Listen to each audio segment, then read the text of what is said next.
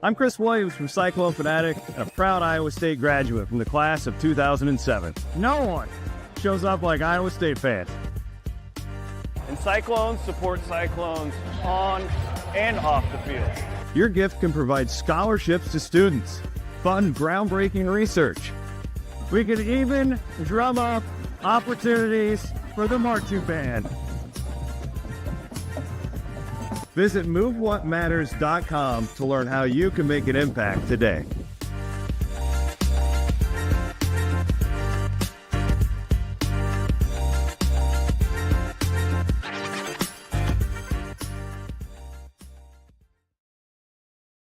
Back to the Cyclone Fanatic pregame show. I'm your host, Lea Nelson. Helping me out today in the studio is Rob Gray and Connor Ferguson. We got a loaded night of Cyclone hoops tonight. Iowa State men's basketball is taking on Oklahoma State tonight at 7. Should be an exciting game. And so before we get into it, though, let's thank our sponsors as always. Starting off with our title sponsor, we've got our friends over at Channel Seed. Great friends of the pod, and they are great Cyclone fans. So we are super excited to have them as title sponsors for both the men's and women's shows. And then we've got our friends over at Keen Project Solutions. They are celebrating 10 years of innovation, serving ag, industrial, and commercial customers with pride. Be part of a team that values your dedication and turns your expertise into impactful solutions. Make sure you visit thinkdifferentthinkeen.com to apply today. And then our buddies over at Raymond James. Thanks to Raymond James Financial Advisors, Clay and Chase Natuzel, a family of lifelong Cyclone fans assisting clients with all their financial needs for over 32 years. With offices in Carroll, Ames, and Ankeny, you can connect with Clay and Chase Natuzel at raymondjames.com/Natuzel. So thanks to Channel Seed, Keen, and Raymond James. And we've got our squad back. I was telling Rob before we started, I think, they like the three of us. So we'll keep it going. But Iowa State men's basketball looking to bounce back after a tough loss against Houston. Now they're playing Oklahoma State tonight. First of all, let's give everyone what they want to hear, an injury report. Rob, you want to start us off, kick us off with what you know?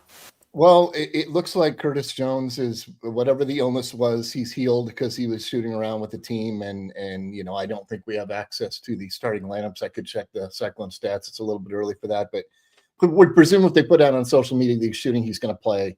Sounds like Keyshawn Gilbert, they still will rest him with that muscle strain. And it makes sense. I mean, if you can't go and win in Stillwater, where the Cowboys have been pretty good, 5-3 there, 0-8 on the road. Nonetheless, going into Houston and doing what you did without both those guys and pushing them to the wire, you ought to be able to do that against an Oklahoma State team coming up at 30-plus point loss at Kansas. So we'll see how it goes. But, obviously good to get Hurt back in the lineup if indeed, whatever limitation, who knows what it's going to be like, and probably until tip. This is the only time Iowa State is playing Oklahoma State this year. So going a little bit of depth of what we could see from this Cowboys team. They're, the epitome of average. I guess I would say they've got a guy who's kind of like the modern era Perry Ellis, Blake Thompson. It feels like Bryce Thompson. It feels like he's been there forever. Really nice player. I mean, they got bigs who are active.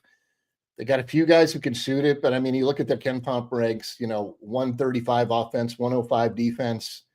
They're good free throw shooting team, but struggle with turnovers. But they can also, so again, Ken Pomp has this a 12-point win.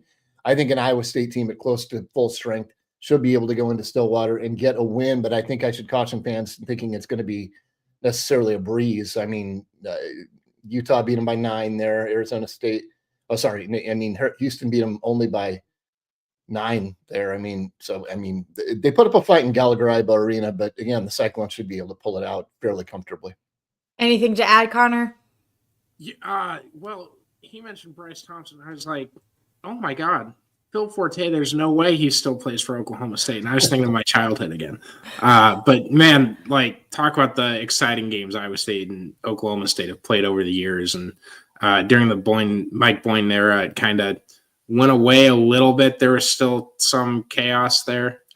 This team doesn't look very different from a Mike Boynton team. On everything Rob said, I'd love your comment on epitome of average.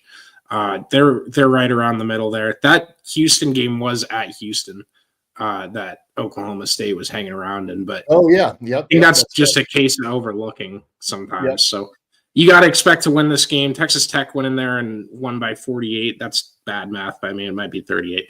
But you got to expect to go in and win tonight, whether you have Gilbert and Jones. You just have Jones, it sounds like, or not. How do you guys think Iowa State is going to respond after? I mean, they still played well against Houston, but it's tough to lose. So how do you think they're going to come out tonight? Rob, did you see that efficiency stat on Nate Heisey and Milan Momcilovic? It was just that game. I think it was just like, I think it was from the last week or something. It was like the top duos in the country. Well, Heisey, career high in each of the last 2 games for Iowa State, obviously scored considerably more for UNI. I didn't see that stat in particular, but I wrote about it in advance of the game. We didn't have formal availability, I guess, because it's a quick turnaround from Houston to Stillwater. But I went back and looked at Kelvin Sampson's transcript, and I was intrigued to just see him talk about how brilliant Iowa State's adjustment to play iso ball with Milan Momcilovic and Joshua Jefferson, take advantage of mismatches that way instead of the way they usually do up pick and roll actions.